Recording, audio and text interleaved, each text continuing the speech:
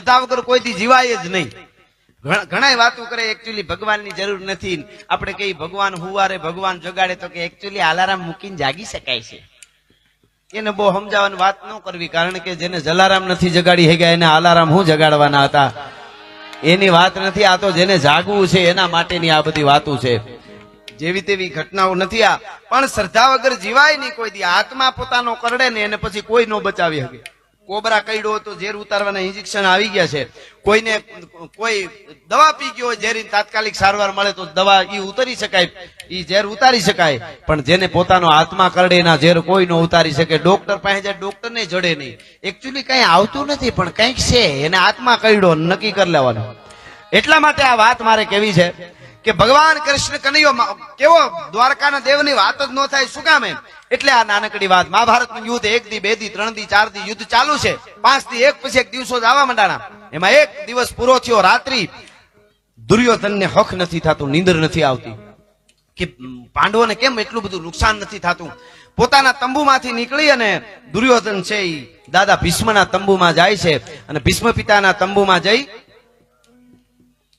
આ સરસ બેન બહુ સારી ચારણ કન્યાની ફરમાઈશ લઈ લેશો બેન, ખમા બેન ને.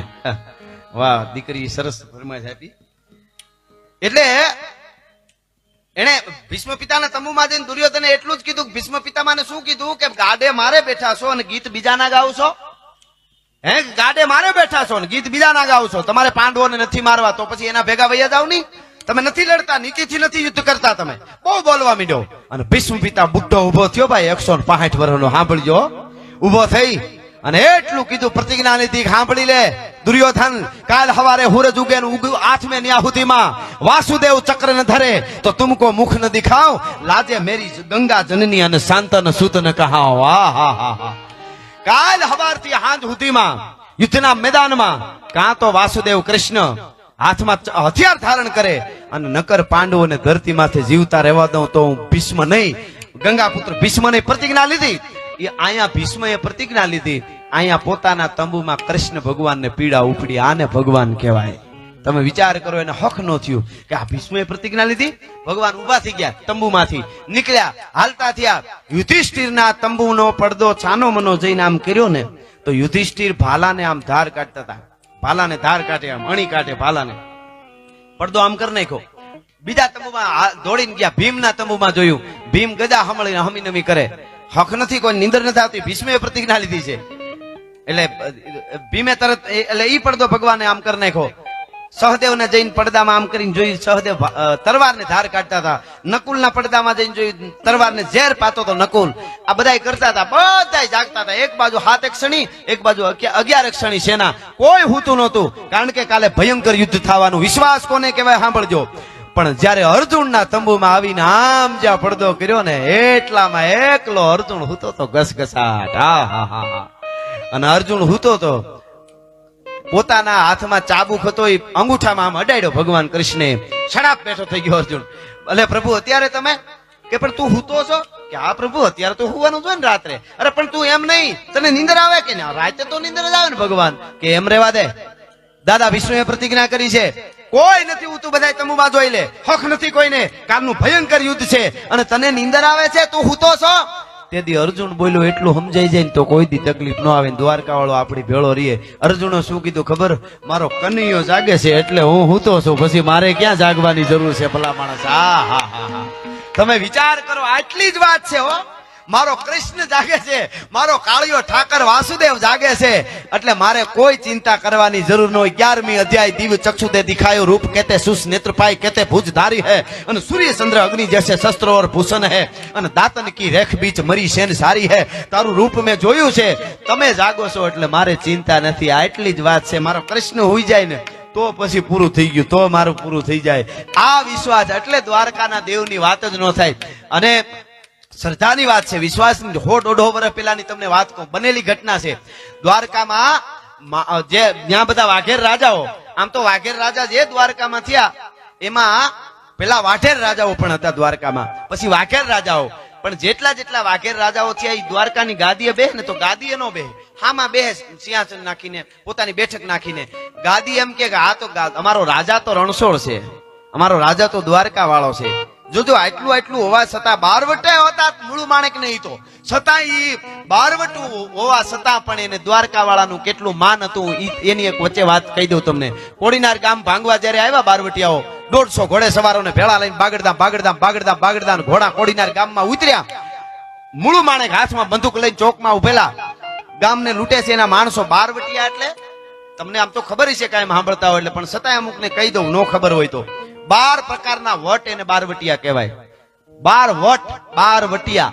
કોઈની બેન દીકરી સામે આંખમાં આંખ નાખીને વાત ન કરે. જોવા ખાતર કઈ બેન કેમ છો એ વસ્તુ જુદી છે, પણ આંખમાં આંખ નાખીને ખબર એને પડી જાય કે આને આંખમાં આંખ નાખીને વાત કરી, એમ ન કરાય. આંખમાં આંખ નાખીને વાત ન કરાય. કોઈ બેન દીકરીને સ્પર્શ ન કરાય. ગરીબને લૂંટાય નહીં. ગમે એવી દુશ્મની હોય, હગા બાપને માર નાખ્યો હોય, હગા ભાઈને માર નાખ્યો હોય, ઈ માણસને મારવા જાય પોતે અને ઓલો હાથ જોડી દે તેના ઉપર ઘા ન કરાય. તમે વિચાર તો કરો, અટાણે લાગ લેતા હોય ઘણા, કોઈક બીજો મારે કે ભારી કામ થયું એમ જ હોય એને, પણ એમાં તાર હું વળ્યું ભલા માણસ, એ તો તું કરતો બરોબર છે. એટલે કહેવાનો અર્થ મારો બારવટિયા ઈ મૂળું માણેક ચોકમાં ઉભેલા ગામને લૂંટે છે બારવટિયાઓ. એમાં એક નગર શેઠનો દીકરો 8 વર્ષનો, એનો જન્મ દિવસ હશે. નગર શેઠ મોટો એટલે એનો દીકરો લાડકો હોય, બહુ પૈસા વાળા. મોરહાર પહેરેલો ગળામાં હાચો હોનાનો અને પગમાં હોનાનો તોડો પહેરેલો, અને છોકરો રમતો રમતો બજારમાં નીકળ્યો. બારવટિયાના માણસોએ પકડી લીધો છોકરાને. તોડો કાઢી દે, હાર કાઢી દે, મીંડ્યા રકજક કરવા મીંડ્યા. એમાં એની માં ગોતતી આવી, મારો દીકરો ક્યાં ગયો? ગોતતા આવીને આમ જ્યાં જોયું માએ, તા માને ખબર પડી ગઈ, ત્રાસકો પડી ગયો. અર બારવટિયાના હાથમાં મારો એકલો એક દીકરો. માની રાડ ફાટી ગઈ. માં છે ને આમ અંદરથી નાદ નીકળી ગયો. નાદમાં હાથમાં ફેર હોય પાછો. આપણે ભગવાન માતાજી ક્યારે આવે? નાદ કરો તો આવે. હવે નાદમાં હાથમાં ફેર કેટલો ઈ વચ્ચે કહી દઉં. હાથ કોને કહેવાય ખબર? કોઈ મોટા માણસની આપણે જાય, ફળિયામાં કૂતરો બાંધ્યો હોય, લાંબી હાંકળે બાંધેલો હોય, આમો ગરદણી ઉભો હોય, અને આપણે એમ કઈ કૂતરો તો વૈયા કાંઈ ચિંતા કરો વૈયા બાંધ્યો તોય આપણે એમ જરાક એમ થાય ક્યાંક આવી ન જાય એમ કહેતા ઓલા ગરદણી હામો ઉભો હોય, હાંકળે બાંધ્યો છે તો હવ અવાજ આવતો ને તો જરાક એમ થાય ક્યાંક હાંકળની કડી પડી નીકળી હોય તો આવતા વાર લાગે એમ. તો આપણે કરતા હોય ને હેડ હેડ, એને હાથ કહેવાય. ઈ અહીંથી આવતો હેડ હેડ. નાદ કોને કહેવાય ખબર? ચોર ચોરી કરવા જતો હોય, અંધારી ગલી હોય, અંધારી ગલીમાં હતાતો કોઈ જોઈ ન જોઈ એ રીતે જાતો હોય, એમાં ઓસિંતાનો કાળિયો કૂતરો હવ કરીને આવે બજારમાંથી, અને પછી જે થાય ને એને નાદ કહેવાય. એ અહીંયાથી આવે, નાદ કરવો પડે. પણ અહીંયા બાઈનો નાદ નીકળી ગયો, રાડ ફાટી ગયો. એની માની ઓલ બાળકને માની મારા દીકરાને બારવટીએ પકડી લીધો, માર નાખશે. દીકરાનું નામ માધવ હતું, સાંભળજો, માધવ હતું દીકરાનું નામ. બાઈએ શું કીધું? એ બેટા માધવ, એને હાર આપી દે, એને આપી દે, બધા ઘરે આપી દે, હું તને બીજા લઈ દે, તને મારી નાખશે. માધવ એ બારવટિયા છે, માધવ દઈ દે. પણ મિત્રો, માધવ ઈ અવાજ મૂળું માણેક નામના બારવટિયા નેકી ટેકી આ ધરતીની હું હતી એટલે કહું છું. એના કાને પડ્યો ને, આમ અવાજ પડ્યો ને, મૂળું માણેક પડકારો નીકળી ગયો, હે ભા એની કે છડી દે, એની જો નાલો માધો ગાય, માધો અછાજો પે. ભાઈ એને છોડી દે, એ છોકરાને છોડી દે, એને લૂંટાય નહીં. એનું નામ માધવ છે, અને માધવ આપણા બાપ દ્વારકા વાળાનું નામ છે. એને લૂંટાય નહીં, એને છોડી દે બાપ, એનું નામ માધવ છે. તમે વિચાર કરો, આપણે ધર્મ અત્યારે સનાતન ઉપર ઘણી ઘટનાઓ બને છે. કોઈ ધર્મની આપણે ટીકા નથી, આપણે તો બધાને માન આપવા વાળા છે. ઘણા પાસે શીખવા જેવું છે આપણે. હા, પણ સનાતન ધર્મની નીકળી રાયડું નાખે કાંઈ ફેર નહીં પડે. હું તો એમ કહું મામા, હવે જીવનમાં લેવો પડશે આપણે ધર્મને. જીવનમાં એટલે હાંજ હવાર આપણે અમે નાના હતા ગરીમાં અને નેહડામાં રહેતા હતા ત્યારે મારા માં, અમે હાંજને ટાણે, હું કે મારી બેનું નાની, અમે પાણી પીવા જઈએ ને ગોળા બાજુ હાલતા થઈ, મારી માં કે ક્યાં પાણી પીતો નહીં અથવા પાણી પીતી નહીં છોકરી, કાં તો બસ ધૂપ ધુવાડાનું ટાણું થઈ ગયું છે. એટલે આમ ઘડિયાળ બળીએ તો પણ ખબર પડી જાય. હવે 10-15 મિનિટ સંધ્યા ટાણું ધૂપ દીવા થઈ જાય ને પછી ત્યાં સુધી મોઢામાં કાંઈ ન નાખાય. તો આ જીવનમાં વણાયેલો હતો, યુનિવર્સિટી હતી આપણી. અચાનક બરોબર 7 વાગે ઝાલર વાગે તો કે એક પાણીપુરીની પ્લેટ મગાવીને ભાઈ, એટલે હું આ નાસ્તો કરવાનો અલાર્મ છે, પછી કે અમારો હમ ધર્મ કો બચાએંગે, એમ ન હાલે. એ તો હાંજને ટાણે દી હાથમાં ગાડી જાતી હોય ગાડીમાં બેઠા બેઠા આપણે ભલે ને એવું થોડું છે. હે મારા નાથ, અખિલ બ્રહ્માંડના માલિક, કરોડો દેતા ન મળે એવી અમને કાયા દીધી છે, હાથ દીધા છે, આવું શરીર, આમાં કિડની, લીવર ને ફલાણું ઢીકડું, અરબો દેતા ન મળે એવું આવો મનુષ્ય દેહ મળ્યો છે. હું બોલી હગું છું, દુનિયાને જોઈ હગું છું. મારો બાપ તારો ઉપકાર ખાલી એટલું કરીને સ્મરણ કરી લેવું ને તોય ભોળિયો નાથ અને જગદંબા અને દ્વારકા વાળો રાજી રહે બધા માણસ. બીજું કાંઈ જરૂર. સનાતન ધર્મને હવે જીવનમાં લેવો. ગામડે ગામડે હું તો કોઈ મંડળો ભેળા કરીને હવે કંઈક કરવું જોઈએ. ચારે બાજુથી ન બોલવાનું બોલે છે આપણા ઉપર, ન બોલવાની આખી કથાઓ. તમે રામાયણ મારી પાસે કોઈક દી ફરી હોય તો આવજો બતાવી રામાયણ. મને તો આમ હું એકલો રોયેલો છું. આ કોઈ હારું લગાડવા નથી કેતો કે આ ઘટના બને. રામને કેવા ચિત્ર્યા છે, સીતા બની ગયું છે ઓલરેડી. મહાભારત રામાયણ બધા છપાઈ ગયા, યુટ્યુબમાં ચડી ગયા છે. આપણી પ્રજાને આપણા બાળકને હાચું નહીં પુગાડી તો ખોટું તો તૈયાર જ છે એની પાસે. કારણ કે એને એમાં કામ કરે. અરબો ખરબો બહારથી ફંડો આવે છે આપણા ધર્મને ભૂલાવા. ઇંગ્લિશ મીડિયમમાં આપણા બાળકો ભણવા જતા હોય, સ્કૂલની બસ ઉભી રાખવામાં આવે છે.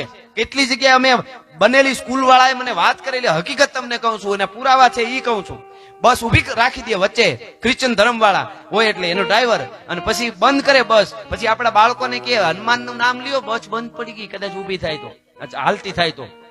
પછી હનુમાન ચાલીસાની 2 કડી બોલે બાળકો. બિચારા આપણા બાળકોને શું ખબર હોય, કોરી પાટી છે એટલે કે ના નથી. પછી કે ભોળાનાથને યાદ કરો, માતાજીને કરો, રામને કરો, કૃષ્ણને કરો, ઘડીક આવું કરાવે. છેલ્લે કે ભગવાન ઈસુને યાદ કરો. ભગવાન ઈસુને યાદ કરાવીને પછી આમ કરીને સ્ટાર્ટ કરે. જો ભગવાન ઈસુથી મોટું કાંઈ નથી. આવું પણ બને છે, બને છે અને બને છે.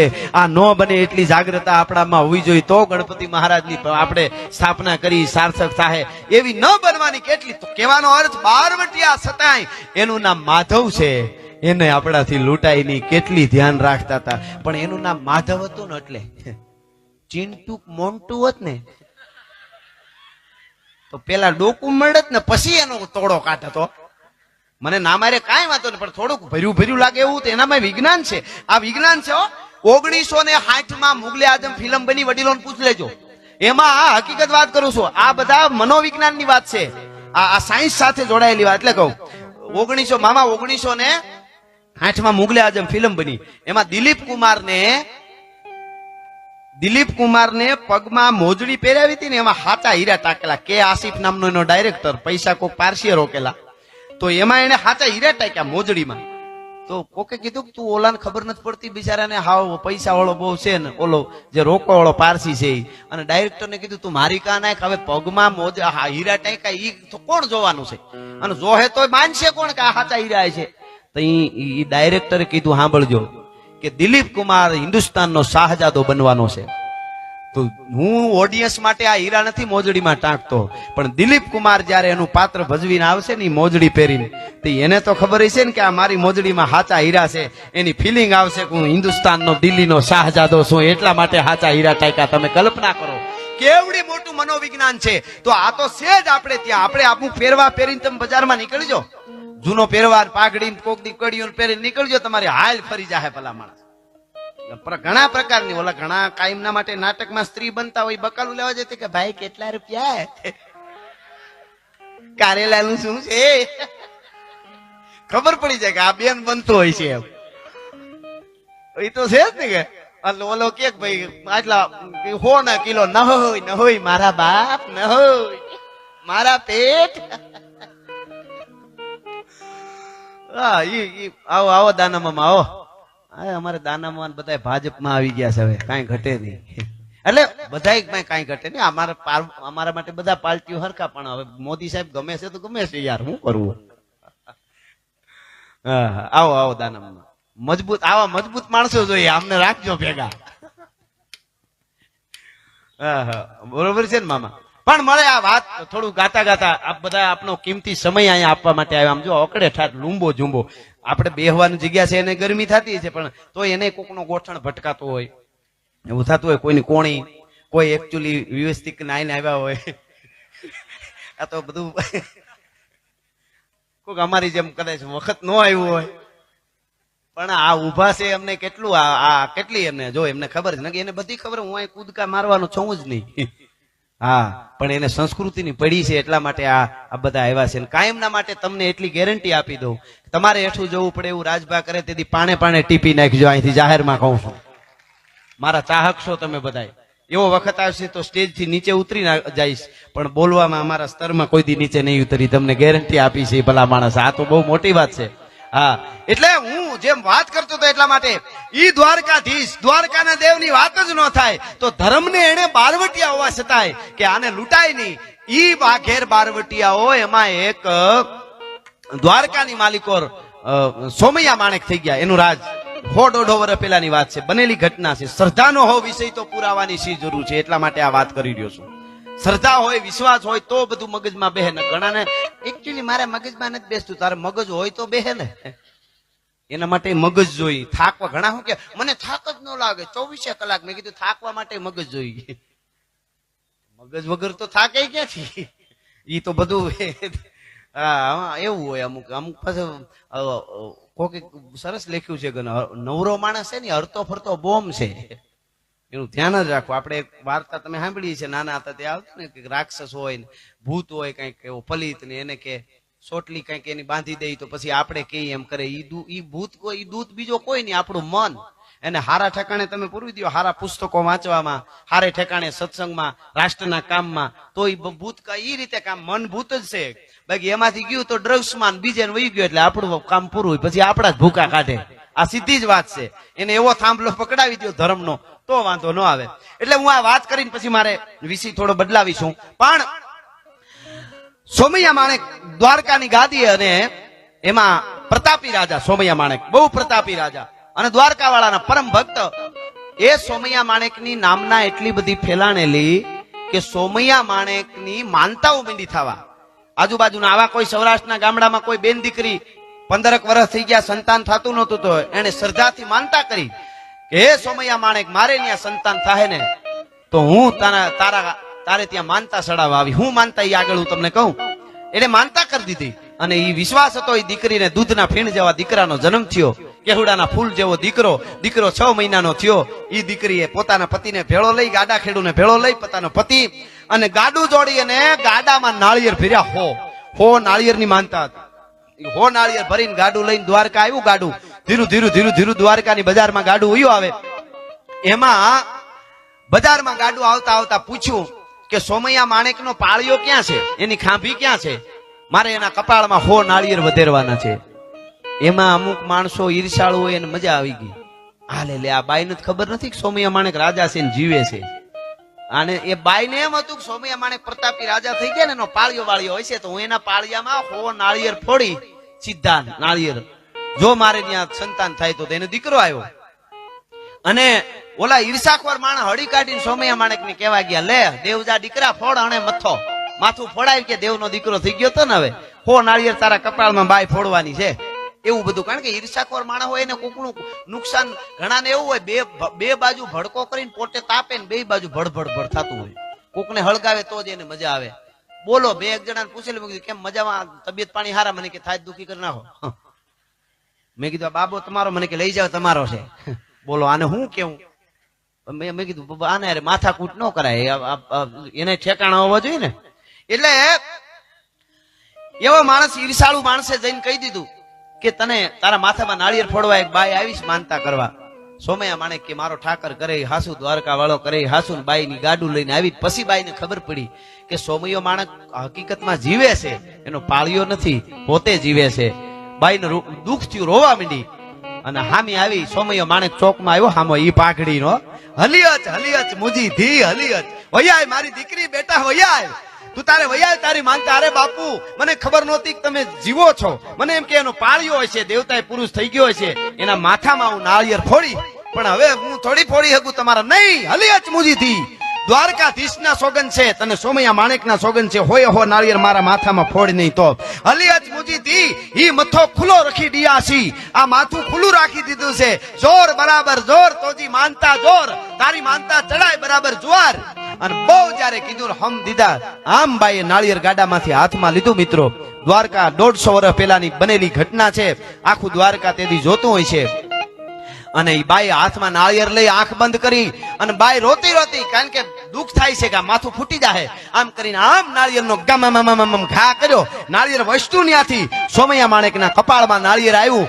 એક વેત છેટું નાળિયેર રહ્યું ને ધડાધડ કરતા બે ભાગ થઈ નાળિયેરના ફાડા થઈ ગયા ને પાણી ઉડી ગયું તો ભલા માણસ આ બનેલી ઘટના છે 150 વર્ષ પહેલાની વાત છે બીજું નાળિયેર ત્રીજું પાંચમું 10મું 20મું 30મું 50 હોય હો નાળિયેર વધેરાઈ ગયા બે ફાડા થઈ જાય એટલે આવે તા સોમૈયા માણેક નાળિયેરના પાણીથી નાવા માંડ્યો નાળિયેરના સુલાવા વિડ્યા પણ એક નાળિયેરની કટકી કપાળમાં નોતી અડી એટલે કહેવાય ઓખો તો દુનિયાથી નોખો કહેવાય અને મારા દ્વારકાના દેવની તો વાત જ ન થાય આજ પણ તમે જુઓ આ કેટલા પ્રમાણો આપે છે છતાંય ઘણાના મગજમાં નથી બેસતું